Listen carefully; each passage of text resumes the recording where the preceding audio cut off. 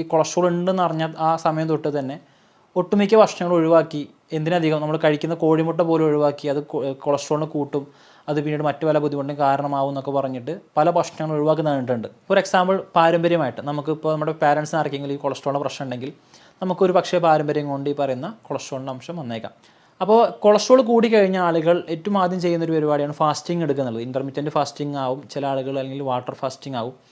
ചിലപ്പോൾ നമ്മുടെ ലിവറൊന്ന് ബൂസ്റ്റപ്പ് ചെയ്ത് കഴിഞ്ഞാൽ ഈ പറയുന്ന ലിവറിൻ്റെ മെറ്റബോളിസം ശരിയാക്കുന്ന വഴിക്ക് ഈ പറയുന്ന കൊളസ്ട്രോൾ നമ്മൾ കുറഞ്ഞൊരു കണ്ടിട്ടുണ്ട്. അതിൽ തന്നെ നമ്മൾ LDL-ഉം VLDL-ഉം കൂടുമ്പോൾ മാത്രം നമ്മൾ അതിന് കാര്യമായിട്ട് പരിഗണിക്കേണ്ടതുള്ളൂ.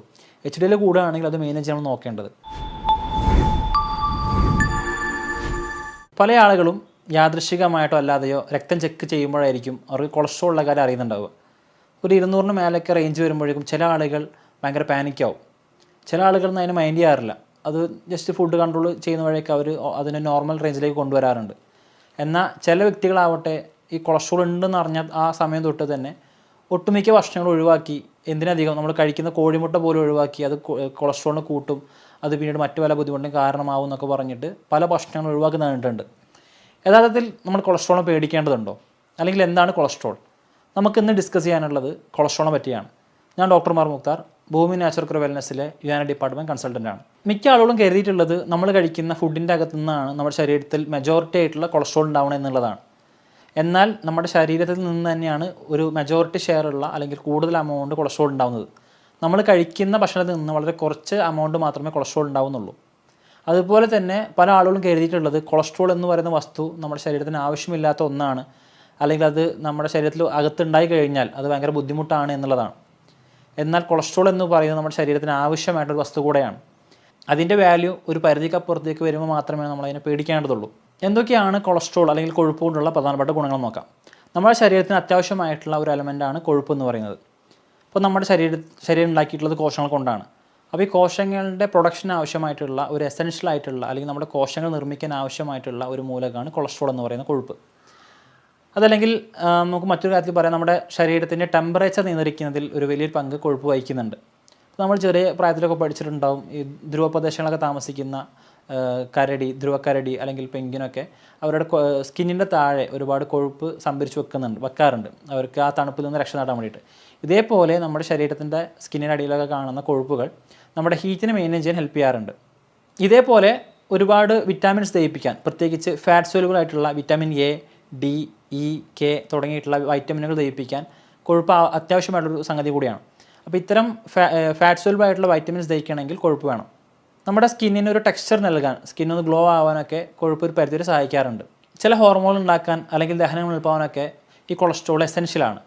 നിർബന്ധമായിട്ടും കൊളസ്ട്രോൾ നമുക്ക് ശരീരത്തിൽ ആവശ്യമായിട്ടുള്ള ഒന്നാണ്. അതിൻ്റെ ഒരു എമൗണ്ട് ഒരു പരിധിക്കപ്പുറം കൂടുതൽ മാത്രമേ നമ്മളതിനെ പേടിക്കേണ്ടതുള്ളൂ. നമ്മൾ കഴിക്കുന്ന ഭക്ഷണത്തിൻ്റെ അകത്ത് ഒരുപാട് കലോറികൾ ഉണ്ടെങ്കിൽ ഈ ബാക്കി വരുന്ന കലോറിയെ ട്രൈഗ്ലിസറൈഡ് എന്ന് പറയുന്ന കൊഴുപ്പിൻ്റെ ഒരു ഫോമിലേക്ക് ആക്കി മാറ്റി ശരീരം പല ഭാഗങ്ങൾ സംഭരിച്ച് വെക്കാറുണ്ട്. അതിലേറ്റവും പ്രധാനപ്പെട്ട പങ്ക് വഹിക്കുന്ന ലിവറാണ്. ലിവറിൻ്റെ അകത്താണ് ഏറ്റവും കൂടുതൽ കൊഴുപ്പ് സംഭരിച്ച് വെക്കാറുള്ളത്. ഇപ്പോൾ നമ്മൾ മിക്ക ആളുകളും വളരെ യാദൃശ്ചികമായിട്ട് സ്കാനിങ് ചെയ്യുന്ന സമയത്ത് ഗ്രേഡ് 1 ഫാറ്റ് ലിവർ ഉണ്ട്, ഗ്രേഡ് 2 ഫാറ്റ് ലിവർ ഉണ്ടെന്നൊക്കെ പറയാറുണ്ട്. അപ്പോൾ നമ്മുടെ ശരീരത്തിൽ ബാക്കി വരുന്ന ഈ കൊഴുപ്പിനെ അല്ലെങ്കിൽ ബാക്കി വരുന്ന കലോറിയെ കൊഴുപ്പാക്കി കൺവേർട്ട് ചെയ്ത് ഈ ലിവറിൻ്റെ അകത്ത് സ്റ്റോർ ചെയ്ത് വെക്കും. ഇതേപോലെ തന്നെ നമ്മുടെ സ്കിന്നിൻ്റെ താഴെയും മറ്റ് ചില സന്ദർഭങ്ങളിൽ നമ്മുടെ ബ്ലഡ് വെസൽസ് രക്തക്കൊള്ള ഉള്ളിലും ഒളിപ്പിച്ച് വെക്കാറുണ്ട് അല്ലെങ്കിൽ സംഭരിച്ച് വെക്കാറുണ്ട്. ഇതിൻ്റെ തോത് വ്യത്യാസപ്പെടുമ്പോഴാണ് നമുക്കിതുമായിട്ട് ബന്ധപ്പെട്ടിട്ടുള്ള കോംപ്ലിക്കേഷൻസ്, ബുദ്ധിമുട്ടുകൾ ഉണ്ടാവാറുള്ളത്. ഇപ്പോൾ ഉദാഹരണത്തിന് ഈ ലിവറിൽ അടിഞ്ഞു കൂടുന്ന കൊഴുപ്പിൻ്റെ എമൗണ്ട് കൂടുകയാണെങ്കിൽ അത് ഫാറ്റ് ലിവറായിട്ട് മാറാനും, ഇതേപോലെ സ്കിന്നിൻ്റെ അടിയിലാണ് ഫാറ്റ് കൂടുന്നതെങ്കിൽ നമുക്ക് പൊണ്ണത്തടി വരാനും, അത് ഇനി മറ്റ് രക്തക്കൊള്ള അകത്താണ് സംഭരിച്ച് വെക്കുന്നതെങ്കിൽ അതിറോസ്ക്ലീറോസിസ് എന്ന് പറയുന്ന, നമ്മൾ ഇപ്പോൾ മിക്ക ആളുകൾക്കും അറിയുന്നുണ്ട് ഹാർട്ടിൽ ബ്ലോക്ക് വന്നു എന്നൊക്കെ പറയാറുണ്ട്. അപ്പോൾ ഈ കൊഴുപ്പടിഞ്ഞ് ഈ രക്തക്കൊലകൾ ചുങ്ങിപ്പോവാനും അല്ലെങ്കിൽ അതിനകത്തേക്ക് പ്രോപ്പറായിട്ട് രക്തമെത്താതെ ആ ഭാഗം ഇപ്പോൾ മിക്കവാറും സംഭവിക്കുന്നുണ്ടാവും നമ്മുടെ ഹൃദയവാൾവുകളിലാണ് അല്ലെങ്കിൽ ഹൃദയധമനികളിലാണ്. അപ്പോൾ ഇവിടെ കൊഴുപ്പൊന്ന് അടിഞ്ഞുകൂടി ഹാർട്ടിലേക്ക് കൃത്യമായിട്ട് രക്തം പമ്പ് ചെയ്യാതെ വരികയും നമുക്കൊരു നെഞ്ചുവേദന വന്ന് നമ്മൾ ആൻജിയോഗ്രാമൊക്കെ ചെയ്ത് കൊഴുപ്പിൻ്റെ സാന്നിധ്യം കണ്ടെത്തി ആൻജിയോപ്ലാസ്റ്റി ഒക്കെ ചെയ്യുന്ന ഒരു സാഹചര്യം നമ്മൾ പലപ്പോഴായിട്ട് നമ്മൾ കണ്ടിട്ടുണ്ടാവും. അപ്പോൾ നമ്മൾ കഴിക്കുന്ന ഭക്ഷണം കലോറി ഒരുപാട് കൂടുതലാണെങ്കിൽ അതിനെ ട്രൈഗ്ലിസറൈഡ് ആയിട്ട് കൺവേർട്ട് ചെയ്ത് അത് എന്ത് ചെയ്യാറുണ്ട്, ഈ പറയുന്ന പ്രത്യേക സ്ഥലങ്ങളിൽ ലിവറിലാവട്ടെ അല്ലെങ്കിൽ രക്തക്കൊഴലുകളിലാവട്ടെ അല്ലെങ്കിൽ സ്കിന്നിൻ്റെ താഴേക്ക് സംഭരിച്ച് വെക്കാറുണ്ട്. നമ്മളിതിൽ മനസ്സിലാക്കുന്ന സംഗതി, നമ്മൾ എപ്പോഴും കൊളസ്ട്രോൾ ചെക്ക് ചെയ്യുന്ന സമയത്ത് ടോട്ടൽ കൊളസ്ട്രോൾ ചെക്ക് ചെയ്യുന്നതിനപ്പുറത്തേക്ക് ഇതിനെ പ്രൊഫൈൽ ചെയ്തുകൊണ്ട് അല്ലെങ്കിൽ LDL, HDL, VLDL, ട്രൈഗ്ലിസറൈഡ് എന്ന് പറഞ്ഞ് ഡീറ്റെയിൽ ആയിട്ട് പരിശോധിക്കുകയാണെങ്കിൽ അപ്പോൾ മാത്രമേ നമുക്ക് കൃത്യമായിട്ട് നമുക്ക് നല്ല കൊളസ്ട്രോൾ ആണോ കൂടുതലുള്ളത് അല്ലെങ്കിൽ ചീത്ത കൊളസ്ട്രോൾ ആണോ കൂടുതലുള്ളത് മനസ്സിലാക്കാൻ കഴിയുള്ളൂ. അപ്പോൾ HDL എന്ന് പറയുന്ന ഹൈ ഡെൻസിറ്റി ലിപ്പിഡാണ് ഏറ്റവും നല്ല കൊളസ്ട്രോൾ. ഇതൊരു ഗുഡ് കൊളസ്ട്രോൾ എന്നും പറയാറുണ്ട്. ഇതിൻ്റെ അമൗണ്ട് കൂടുന്നത് ഒരു പരിധിവരെ നല്ലതാണ്. ഇതിൻ്റെ അമൗണ്ട് കൂടുന്നത് ചീത്ത കൊളസ്ട്രോൾ കുറയ്ക്കാനും നമ്മുടെ മൊത്തത്തിലുള്ള മെറ്റബോളിസം ശരിയാവാനും സഹായിക്കാറുണ്ട്. എന്നാൽ LDL, VLDL എന്ന് പറയുന്ന ലോ ഡെൻസിറ്റി ലിപ്പിഡ് ആവട്ടെ അല്ലെങ്കിൽ വെരി ലോ ഡെൻസിറ്റി ലിപ്പിഡ് എന്ന് പറയുന്ന ലിപ്പോപ്രോട്ടീൻസ്, ഇത് ലിപ്പിഡും പ്രോട്ടീനും പാടെ കൂടി ചേർന്നിട്ടുണ്ടാകുന്ന ഒരു മൂലകമാണ്. ഇതിന് കാരണം ബ്ലഡ് വെസൽസിലൂടെ പ്രോപ്പറായിട്ട് സഞ്ചരിക്കണമെങ്കിൽ ഈ പ്രോട്ടീൻ്റെ സഹായം കൂടിയേ തീരും.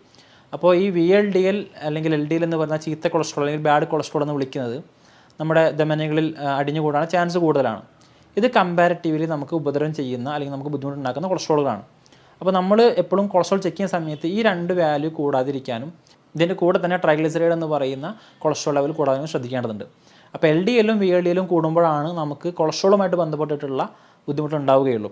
ഏറ്റവും പ്രധാനമായിട്ടുള്ള ബുദ്ധിമുട്ട് നമ്മൾ പറയുന്നത് നേരത്തെ പറഞ്ഞ പോലെ തന്നെ രക്തപോലുകളൊക്കെ വന്ന് അടിഞ്ഞുകൂടി പ്രത്യേകിച്ച് ഹാർട്ടിലേക്കുള്ള ബ്ലഡ് വെസൽസിലൊക്കെ അടിഞ്ഞുകൂടി അവിടേക്ക് ഒരു ബ്ലോക്ക് ഉണ്ടാക്കുകയും പ്രോപ്പറായിട്ടുള്ള ബ്ലഡ് ഫ്ലോ തടസ്സപ്പെടുത്തുകയും ആ ഓർഗനിലേക്കുള്ള ബ്ലഡ് ഫ്ലോ കുറക്കുന്നത് വഴി ആ ഓർഗൻ ഡാമേജ് ആവാനോ അതല്ലെങ്കിൽ അറ്റാക്ക് പോലത്തെ അല്ലെങ്കിൽ സ്ട്രോക്ക് പോലത്തെ കണ്ടീഷൻസിലേക്ക് വഴിവെക്കാനോ ചാൻസ് ഉണ്ട്. പല കാരണങ്ങൾ കൊണ്ട് നമുക്ക് കൊളസ്ട്രോൾ വരാം. ഫോർ എക്സാമ്പിൾ പാരമ്പര്യമായിട്ട് നമുക്കിപ്പോൾ നമ്മുടെ പാരൻസിന് ആർക്കെങ്കിലും ഈ കൊളസ്ട്രോളിൻ്റെ പ്രശ്നം ഉണ്ടെങ്കിൽ നമുക്കൊരു പക്ഷേ പാരമ്പര്യം കൊണ്ട് ഈ പറയുന്ന കൊളസ്ട്രോളിൻ്റെ അംശം വന്നേക്കാം.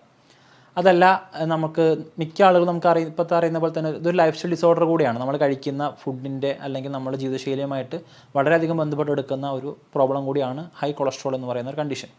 ഇപ്പോൾ നമ്മൾ കഴിക്കുന്ന ഫുഡിൻ്റെ അകത്ത് ഒരുപാട് കലോറീസ് കൂടുതലാണെങ്കിൽ, ഇപ്പോൾ നമ്മളിപ്പോൾ ഉദാഹരണത്തിന് നമ്മൾ വീട്ടിലേക്ക് പഞ്ചസാര വാങ്ങുമ്പോൾ നമ്മൾ അപ്പോൾ പോയിട്ട് ആവശ്യമുള്ളത് വാങ്ങുകയല്ലേ ചെയ്യുക, ഒരു ബൾക്ക് എമൗണ്ട് വാങ്ങി ആവശ്യാനുസരണം എടുത്ത് ഉപയോഗിക്കുകയാണ് ചെയ്യുക. അപ്പോൾ ഇതേപോലെ നമ്മൾ കഴിക്കുന്ന ഭക്ഷണത്തിൻ്റെ അകത്ത് ഒരുപാട് കലോറി ഉണ്ടെങ്കിൽ ഒരുപാട് എനർജി ഉണ്ടെങ്കിൽ ആവശ്യത്തിന് മാത്രം ശരീരം എടുത്തു വെച്ച് ബാക്കിയുള്ളത് ഈ പറയുന്ന ട്രൈഗ്ലിസറൈഡ് ഫോമിലാക്കി അല്ലെങ്കിൽ കൊഴുപ്പായിട്ട് കൺവേർട്ട് ചെയ്ത് നമ്മുടെ ലിവറിലൊക്കെ എടുത്തു വെക്കാറുണ്ട്.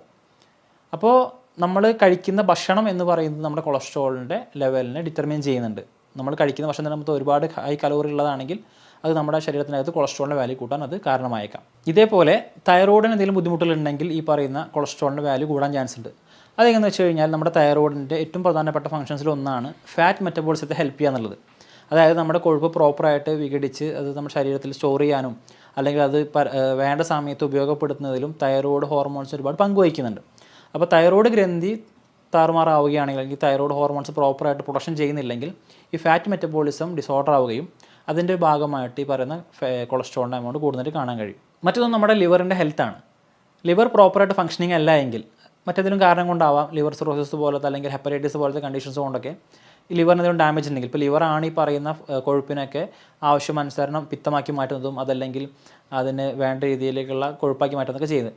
അപ്പോൾ ഇത്തരത്തിൽ ഉള്ള പണി ലിവർ എടുക്കാതിരിക്കുകയാണെങ്കിൽ, ലിവർ പ്രോപ്പർ ഫംഗ്ഷനിങ് അല്ലെങ്കിൽ നമ്മുടെ കൊളസ്ട്രോളിൻ്റെ റേഞ്ച് കൂടാൻ ചാൻസ് ഉണ്ട്. പൊതുവേ കൊളസ്ട്രോൾ വന്നു കഴിഞ്ഞാൽ ആളുകൾക്ക് ഉണ്ടാകുന്ന ഒരു ധാരണയാണ് എന്തൊക്കെ കഴിക്കാം എന്തൊക്കെ കഴിക്കരുതെന്നുള്ളത്. അപ്പോൾ നമ്മൾ ഒരുവിധം ഓയിലി കണ്ടനുള്ള ഒരുവിധം സാധനങ്ങൾ നമ്മൾ പരമാവധി ഒഴിവാക്കാറുണ്ട്. നമ്മളിതിൽ ശ്രദ്ധിക്കേണ്ടത് 2 തരത്തിലാണ് ഫാറ്റുകളുള്ളത്. ഒന്ന് അൺസാച്ചുറേറ്റഡ് ഫാറ്റ് എന്ന് പറയുന്ന അപൂരിതമായിട്ടുള്ള കൊഴുപ്പുകളും സാച്ചുറേറ്റഡ് ഫാറ്റ് എന്ന് പറയുന്ന പൂരിത കൊഴുപ്പുകളും. നമുക്കത് ഏറ്റവും കൂടുതൽ ബുദ്ധിമുട്ടുണ്ടാക്കുന്നത് സാച്ചുറേറ്റഡ് ഫാറ്റ് എന്ന് പറയുന്ന പൂരിത കൊഴുപ്പുകളാണ്. കമ്പാരിറ്റീവ്ലി അൺസാച്ചുറേറ്റഡ് ഫാറ്റ് നമുക്ക് ഒന്നുകൂടി സേഫാണ്. ഒന്നുകൂടി സിമ്പിളാക്കി പറയുകയാണെങ്കിൽ റെഡ് മീറ്റ് അതുപോലെ ചീസ് ഇതിലൊക്കെ അടങ്ങിയിട്ടുള്ള ഫാറ്റ് എന്ന് പറയുന്നത് സാച്ചുറേറ്റഡ് ഫാറ്റാണ്. ഇത് ശരീരത്തിന് LDL കൂട്ടാനും HDL അമൗണ്ട് കുറക്കാനും നമ്മുടെ ഈ പറയുന്ന ധമനികൾ അടിഞ്ഞുകൂടാനൊക്കെ ചാൻസ് കൂടുതലാണ്. എന്നാൽ നമ്മൾ നട്ട്സിലൊക്കെ കാണുന്ന, അപ്പോൾ കാഷ്യൂനട്ട് അണ്ടിപ്പരിപ്പിൽ കാണുന്ന, അവക്കാഡോയിൽ കാണുന്ന അല്ലെങ്കിൽ വാൾനട്ടിലൊക്കെ കാണുന്ന ആ ഓയിൽ നാച്ചുറലി ആയിട്ട് ഒമേഗ 3 ഫാറ്റി ആസിഡിലൊക്കെ കാണുന്ന ഓയിലൊക്കെ അൺസാച്ചുറേറ്റഡ് ഫാറ്റാണ്.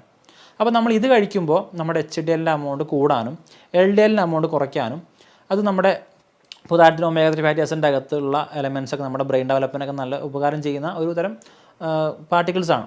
അപ്പോൾ നമ്മൾ ഈ പറയുന്ന കാഷ്യൂനട്ട്സ് അല്ലെങ്കിൽ വാൾനട്ട് പോലത്തെ ഈ പറയുന്ന ഒമേഗ 3 ഫാറ്റി ആസിഡ് കഴിക്കുകയാണെങ്കിൽ അതിലുള്ള ഫാറ്റ് നമുക്ക് ദോഷത്തേക്കാൾ വളരെ ഗുണമാണ് ചെയ്യുന്നത്. അപ്പോൾ ഇത്തരം അൺസാച്ചുറേറ്റഡ് ഫാറ്റുകൾ നമ്മൾ കഴിക്കുന്നത് ഒരു പരിധി വരെ നല്ലതാണ്. അപ്പോൾ അതിന്ന് ഇപ്പോൾ ഈ പറയുന്ന കാഷ്യൂനട്ട്സിലേക്കുള്ള ഫാറ്റ് നല്ലതാണെന്ന് എഴുതിയിട്ട് നമ്മൾ അതൊരു പരിധിക്കപ്പുറത്ത് കഴിച്ചു കഴിഞ്ഞാൽ അത് ഇതേപോലെ തിരിച്ച് ഫാറ്റായിട്ട് കൺവേർട്ടാക്കി ശരീരത്തിൻ്റെ പല ഭാഗങ്ങളിലും സ്റ്റോർ ചെയ്യാൻ ചാൻസ് കൂടുതലാണ്.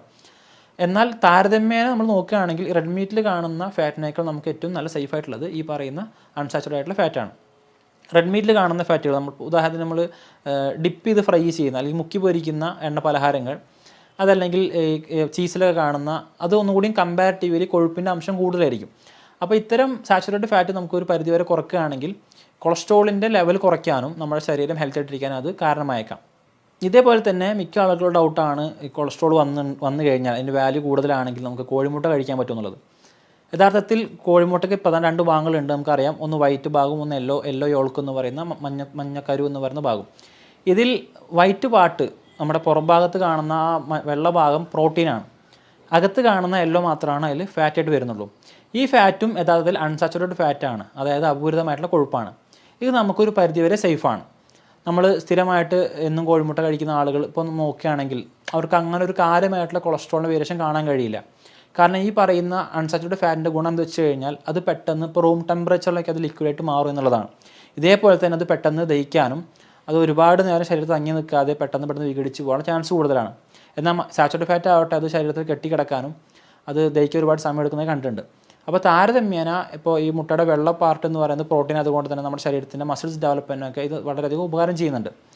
ഇതേപോലെ നമ്മൾ അതിൻ്റെ ഉണ്ണി കഴിക്കുകയാണെങ്കിൽ, നമ്മൾ മഞ്ഞക്കരു കഴിക്കുകയാണെങ്കിൽ അതിലുള്ള അൺസാച്ചുറേറ്റഡ് ഫാറ്റ് നമുക്കൊരു പരിധി വരെയൊക്കെ നല്ലതാണ്. അപ്പോൾ നമ്മൾ നേരത്തെ പറഞ്ഞ പോലെ ഇതിൻ്റെ അകത്തുള്ള അമൗണ്ട് വ്യത്യാസപ്പെട്ടിരിക്കും. ഇപ്പോൾ അൺസാച്ചുറേറ്റഡ് ഫാറ്റ് തന്നെ നമ്മൾ ഒരു പരിധിക്ക് അപ്പുറത്തേക്ക് കഴിക്കരുത്.